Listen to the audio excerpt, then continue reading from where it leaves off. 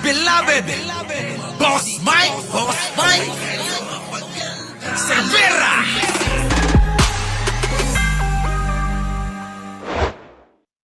Kapalit na ayuda ang pagpirma sa impeachment laban kay Vice President Sara Duterte. Oh, kita nyo yung iba, ayuda naman. Ayuda naman. Hindi na pera, ayuda na. Putik na yan ang gulo-gulo nyo. Mga DDS kayo.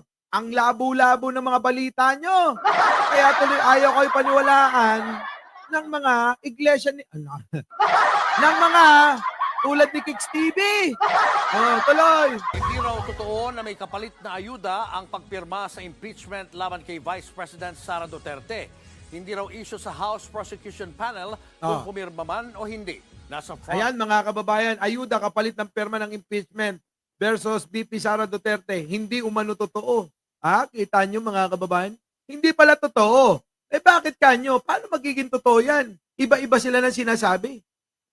Yan po yung gagawin nilang naratibo para mga kababayan, para guluhin ang isipan ng mga Pilipino. Na kaya naman pumirma yan dahil daw may 25 million yung iba, 50 million yung iba, na mga balita ng mga DDS.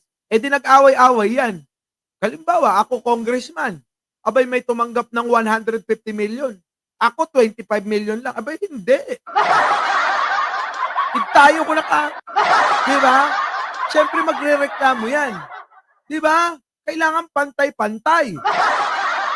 Kung 150 million, 150 million lahat.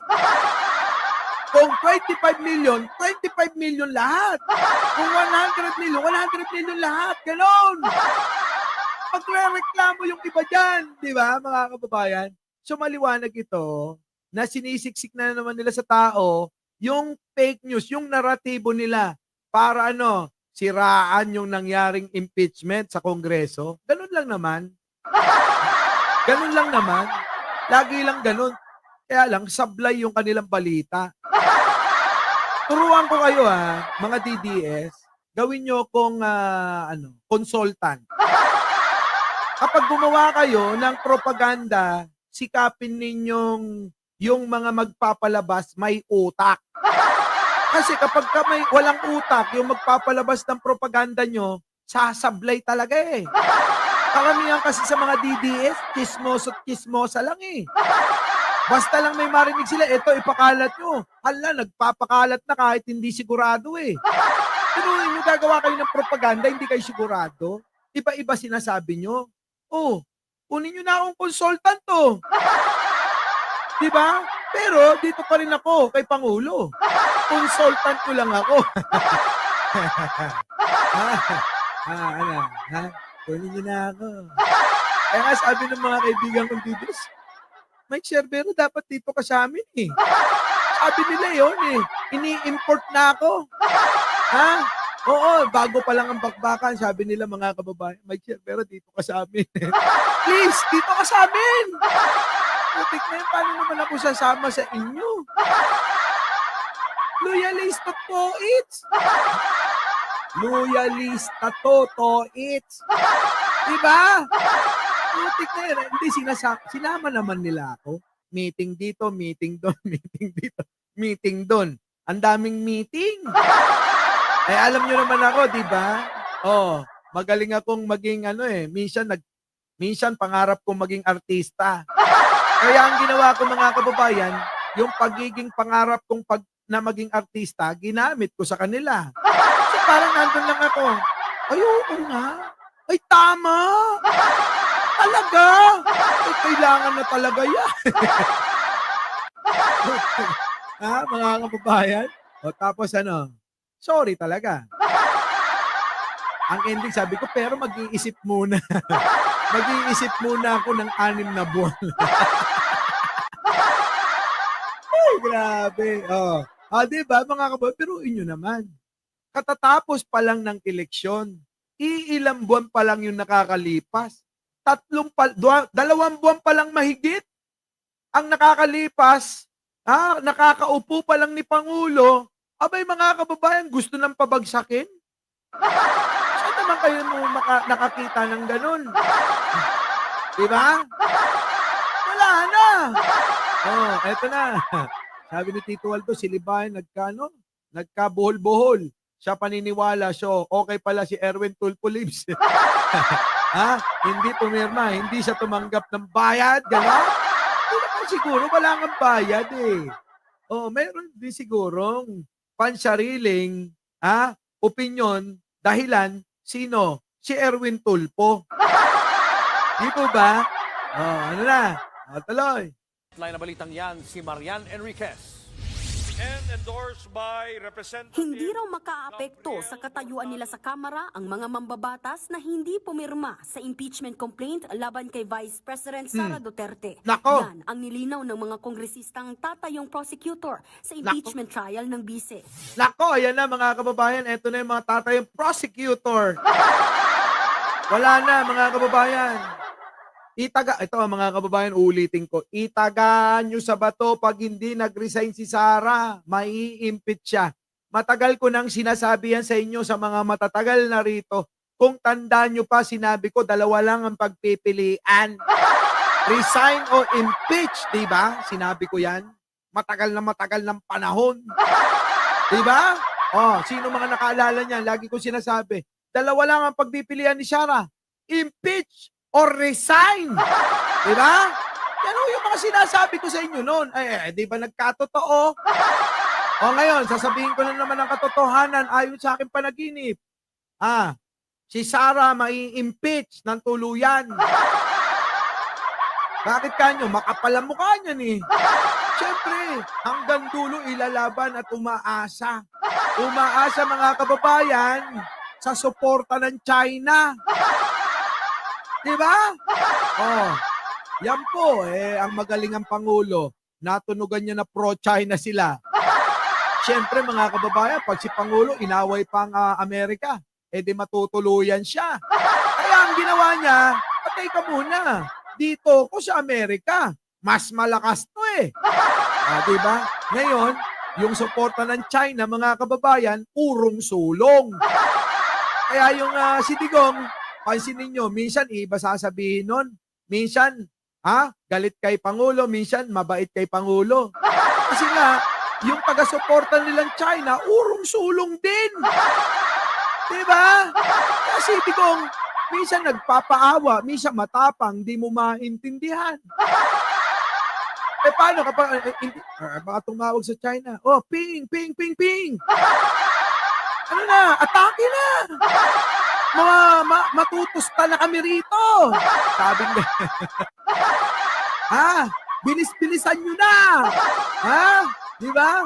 Malapit na ma-impeach si Sara. Malapit na ang ICC. Huhulihin na kami. Kasama si Bato, si Bongo, at yung mga general ko noon. Upos yan.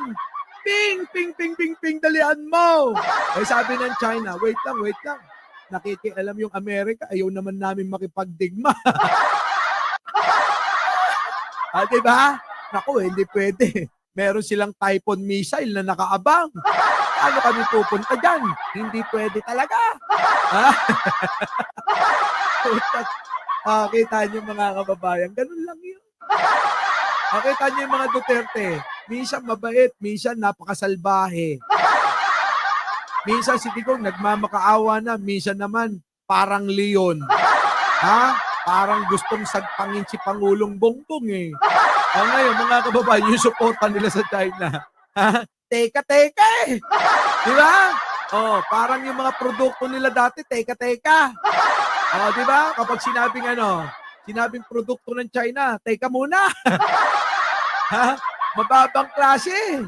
Gusto namin yung gawang Japan. Gano'n, mga kababayan, kailangan yung gawang Japan. Di ba pag bibili tayo ng mga bearing sa bisikleta, ang tatanungin, anong gusto mo, made in China o made in Japan? Sabihin nung nagbibenta, pagka made in China, teka. Kapag made in Japan, matibay talaga. Di ba? Naalala nyo ba yan? Kahit naman yung mga makina nung araw, pag made in Japan, matibay talaga. Pagka nagtitipid ka, mag-made in China.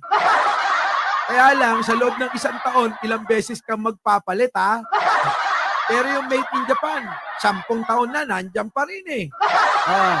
Di ba? Ganun ho ngayon ang sistemang nangyayari dito sa pagsuporta nila kay Digong. Oh, ganun. Ayon kay Iloilo 3rd District Representative Lawrence Defensor, Nako. na isa sa mga prosecutor, sigurado naman daw Akala ko si si Anton. Ay, si Tonton ba yun? Tonton Gutierrez, kamukha ni Tonton Gutierrez. Oh, ito pala yung Iloilo, congressman, ha? Na si, ano ba to? Anong pangalan nito? Santiago ba to? Dali, Dipensor pala. Oh. Lawrence Defensor. Ayan, si Dipensor, mga kababayan, Kamukha ni Tonton, Kamukha ni Tonton. Bakit ba ganun? Pagka ba taga-suporta ni Pangulong Bongbong, gwapo talaga. Kitang-kita nyo naman, artistahin siya. Pero kapag nakita nyo yung taga-suporta ni Digong, banggitin ko ba? Yung bang wala daw West Philippine Sea, sabi niya. Yun ang masugid na taga-suporta niya eh. Kumpara nyo na lang ha. Ayoko na magsalita dahil ayokong makasakit ng damdamin ng iba. Pag kinumpara nyo yan, mga kababayan, kayo na bahala ha. Ibang klase. Ang layo ng itsura eh. Diba mga kababayan? Ito na. Isa sa mga prosecutor, sigurado naman daw na may mga kanya-kanya silang rason sa desisyon nilang hindi suportahan ang pagpapatalsik kay VP Sara. Yun naman pala, kanya-kanya pala silang rason. Kung yung iba, ang rason nila, bakit hindi nila sinuportan para mapatalsik, may rason, nire-respeto nila. Yung iba naman na bumoto, may rason din sila. Anong problema nyo? Babahiran nyo ngayon ng mga bayaran, pati mga congressman. Pambira kayo. Pati nga ako biruin mo noon mga kababayan, 45,000 lang yung aking subscriber, gawa nga ng pahinto-hinto ako. Minsan pag trip ko, ganon. Ganun ho Ang tagal kong nabakante, siguro mga 2 taon, paputol-putol. 45,000 mga kababayan, nung nag-live ako at bumalik ako, ang nanonood, 15, 20. Ngayon, 3,000 mahigit. Magti-3,500 na Kita nyo mga kababayan, kung tinuloy-tuloy ko yung 2 taon, malamang lagpas na ako sa 1 milyon. Ang alin, Boss Mike, subscriber. Di po ba mga kababayan? Lagpas na ako ng 1 milyon yan. Yung 2 taon na tinuloy-tuloy ko, nako po. Kaya lang mga kababayan, sabi ko nga sa totoo lang, kung hindi lang dahil kay Pangulong Bongbong talaga wala ako rito sa harap ninyo. Hindi sana tayo nagkakakilala at wala sanang relasyong nabuo rito. Grabe, no? Ito na. We respect that. Marami kaming pumirma, marami din naman silang hindi pumirma. Kaya masasabi mong walang pilitan at walang regret ang hindi pumirma. Yun naman pala Yun naman pala Kaya ako tinutukoy, wag kayong tamaan. Bato-bato sa langit, at tamaan mo, magalit. Putik na yan. Totoo naman, di ba? Ito na. Kasama sa mga hindi pumirmang mga kilalang kaalyado ng bise na si dating Pangulo at Pampanga Representative Gloria Macapagal Arroyo. Paano umiska po yan? Paano pipirma? Di ba? Umiska po Paano pipirma? At sa Gift Party List Representative Rodante Marcoleta. Nako Tignan nyo na lang ang itsura ni Gloria at saka ni Marcoleta. Idol ko yan Pwede ba iboto nyo siya? Pwede ba? Iboto nyo si Marcoleta? Nagmapakaawa na ako, please. Ayan Marcoleta, pinagmamakaawa na kita. Para lang iboto ka. Kaya lang, yung mga yan hindi ko na alam. Hindi ko na alam kung iboboto ka pa. Tuloy. Pati ang mga tatakbong senador sa Bilang Pilipino 2025. Kabilang dyan sina Deputy Speaker Camille Villar at Nako po! Kita nyo mga kababayan. Kaya yung iba dyan mga kababayan, playing safe siyan. Playing safe sila. Kasi nga mga kababayan, tumatakbo. Diba? Pero dyan nyo na makikita na tila ba wala silang mga prinsipyo. Pero mga kababayan, boto nyo pa rin. malay nyo naman, boboto yung mga yan pag nanalo bilang senador. Diba? Tuloy. CIS Party List Representative Erwin Tulfo. Nako, isa pa yan, ang daming paliwanag niyan. Ewan ko ba rito? Oo, ang daming paliwanag, mga kababayan. Wag ka na magpaliwanag, di ka naman mahalaga na. Di ba? Tuloy. Paliwanag ni Tulfo, hindi siya pumirma dahil iniiwasan niyang magkaroon ng bahid ang paghuhusga niya sa impeachment trial. Yan daw ay kung manalo siya bilang senador. At Nako, nga naman, mananal.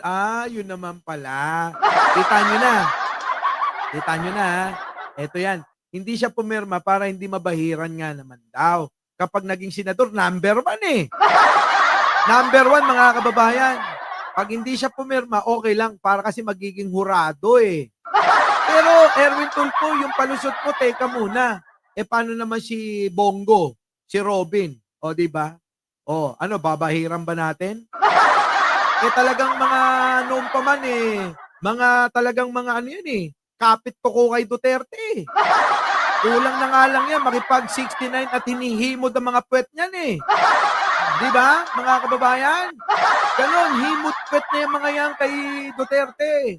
Tumatakbo yan at tumakbo yan at nandiyan dyan sila, hindi po para sa bayan. Para kay Duterte lang.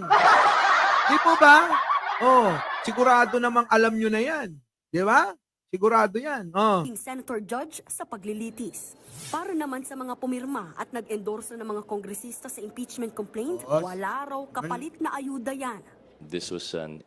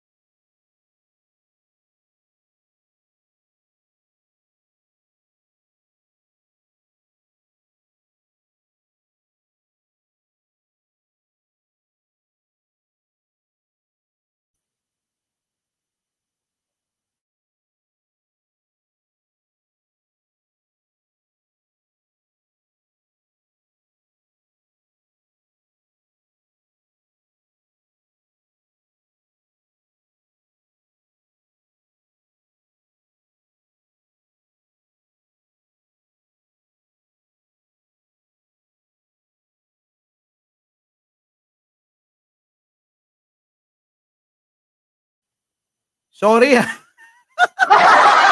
Sorry. Importanteng tao mga kababayan. Sobra. Yung balita mga kababayan, sorry talaga. Grabe po, mga kababayan. Naku, good news. Good news talaga, good news, good news. Our beloved Boss Mike